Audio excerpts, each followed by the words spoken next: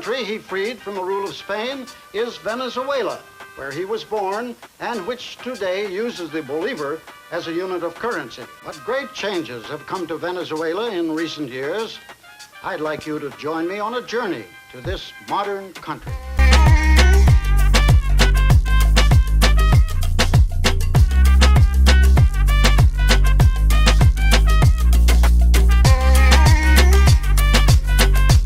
What's up guys, it's Kid Nerd here back for another video, and today we're talking about Caracas, the capital city of Venezuela that makes Chicago look like Disneyland. This is the most dangerous capital city in the world, and one of the most dangerous countries in the world, which is never a good myth. But why? People forget that Venezuela was once the richest country in Latin America, and has the largest oil reserves in the world. But ever since the current president, Nicolas Maduro, took over in 2013, Venezuela has had the highest inflation rates in the world, and the murder rate has absolutely skyrocketed. Now there's actually some very messed up stuff which is happening in Venezuela right now, which has literally made 87% of the population live in poverty. But guys, before I get into all of this, we're about to kill 2021. I'm gonna cover all the craziest stories from all over the world all through the year. So guys, subscribe now for consistent content, and also put in the comments below what you want me to cover next. Anyway, let's get into this video.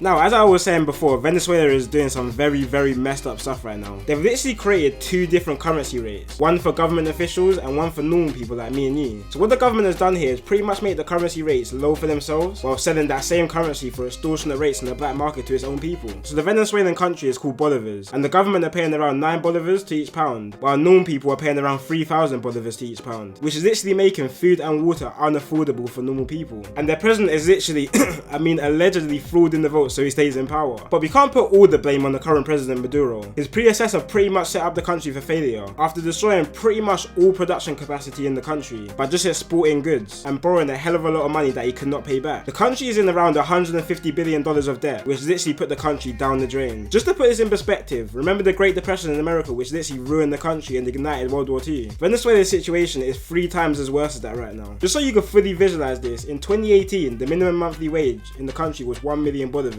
That is the same cost as a 2-litre bottle of soda. The people are working a whole month to afford a 2-litre bottle of Coke. It's literally survival of the fittest round there. And the reason why this situation is so unknown to a lot of people, because the country has literally banned foreign camera crews from coming into the country and reporting about what's happening. So it's completely understandable why the country has spiraled out of control, and why the capital city Caracas has literally became the most dangerous city in the world. Caracas has been completely taken over by what they call mega gangs, and these are groups of around 50 to 100 thugs who are part of criminal organizations. They completely control certain areas in Caracas, like Corte 905, El Cerramento and El Val. And quick disclaimer, if you're Venezuelan, I'm probably absolutely butchering these names, but obviously I'm a Venezuelan myself, so apologies for that beforehand. So these mega gangs are involved in a lot of crime in the city, mostly kidnappings, hits, extortions, carjackings and drug dealing. Pretty much any way they can make any type of money. These gangs don't even cover their face when committing crimes in the most bait places, because they know there's literally no repercussions. Now most of these crimes occur in what they call peace zones, and if you can see me right now, I'm doing the 2 finger bends on the word peace. Basically in 2013 the government sat down with 280 gangs in Venezuela to create areas where law enforcement agents could not enter, with the agreement that criminals will not do any type of criminal activities there, which has to be one of the most stupidest things the country has ever done, because an area with no law enforcement is literally screaming to be a center of criminal activities. This is where a large majority of kidnappings occur.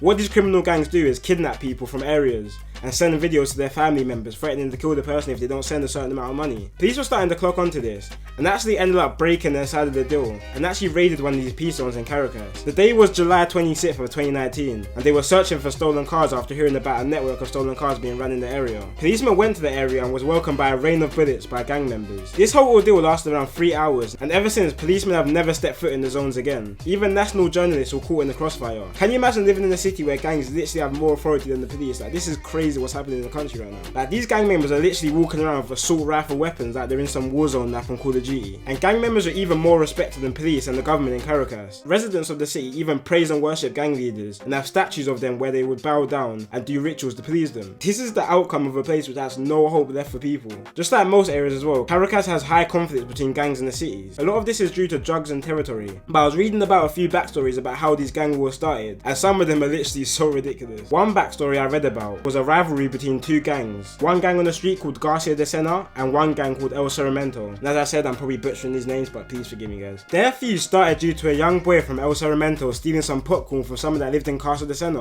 When found, someone slapped the child and sent him back to where he lived. His mothers and sisters stomped towards the opposite area and started to argue and eventually fought the man who slapped their kid. This resulted in eventual gunfires later that night, and the two areas have been at war ever since. Like, I've heard a lot of silly origins of beef, but this must be taking the top spot. Like, all this started over some popcorn and now many have lost their lives. These two areas are literally 5 minutes away from each other, and how these areas are set up alongside hills, they can literally have shootouts without even leaving the area. And it's not just the streets of Venezuela that's corrupt, the prisons are very, very corrupt as well. Venezuela has no capital punishment, that was abolished a long time ago. But with 420 prisoners dying every year violently in prisons, you could pretty much call prison the death sentence. The prisons are very overcrowded, and prisons are normally holding 4 times more prisoners than it's actually designed for. And the gang war doesn't just end on the road. Gang wars in prisons are very common, and in 2010 a fight between rival gang members in prison left 10 dead. These prisoners were literally battling each other with automatic guns and grenades in attempts to take over the prison. Like, how the hell are prisoners getting guns and grenades? Like, I've never heard anything so ridiculous before. And the reason why guns are so accessible in prison is because some of these prisons are actually controlled by prisoners. They're what you call kingpin prisons, and there's so many over the city. They are run mainly by high-ranking kingpins which run prisons in their favour. Basically, when you go into a kingpin rank prison, you're pretty much locked in to start paying tax to what they call the plan, which is the kingpin of the prison. So in these prisons, inmates are forced to hustle to make sure they can pay the plan every week. People even set up shops in prisons where women and children from the outside can come in and buy stuff. These prisons are divided into subgroups, kind of how you get the cool kids and the not so cool kids in school. The cool kids will be the kingpin and his gang who run the prison. Then you go down the food chain and get the Christians who stick together and make sure the prisons are clean. Then you have the gate inmates who have their own quarter of the prison, and also the sex offenders and the people from the opposite gang in prison. But the worst thing about these inmate-run prisons, they actually work better than the proper prisons in there. Like, the conditions are much better, and it seems like the inmates prefer to be in the kingpin prison. But don't get it twisted, the conditions are still very, very bad. And if someone does end up being sent to one of these prisons, they could kiss the next few years of their life away, because it could take years and years to even get a trial, all while being on remand. I was actually watching a documentary on one of these prisons called Yakuza. You guys should check it out. And if you go on Netflix, I think there's a show called The World's Toughest Prisons or something like that on Netflix, and I think it features one of these Venezuelan prisons, so check that out as well if you want to get a deeper dive into it. But this inmate I was watching was on remand for 3 years for stealing the iPhone. Can you imagine being in prison for 3 years for stealing the iPhone? You're not even proven guilty yet. It's just sad to see what was once a promising city turn into something like this. And all jokes aside, it really is heartbreaking to hear the resident stories of how they had to flee the country, or that they sometimes have no electric or water to work on for sometimes weeks. And these are even the well-off people in the city. Think about how hard it is for the people that can't even afford to move somewhere else. Now, with every negative, there always breeds positivity and great humanity in times where it seems like it doesn't exist anymore. Obviously, due to the current state of the country, millions of people have been forced to flee the country. And with most countries, entry has been very difficult because they don't really want to accept Venezuelans in. But Colombia, who boards Venezuela, has opened their doors to allowing Venezuelans to escape the country, allowing them to get healthcare, work and study in the country.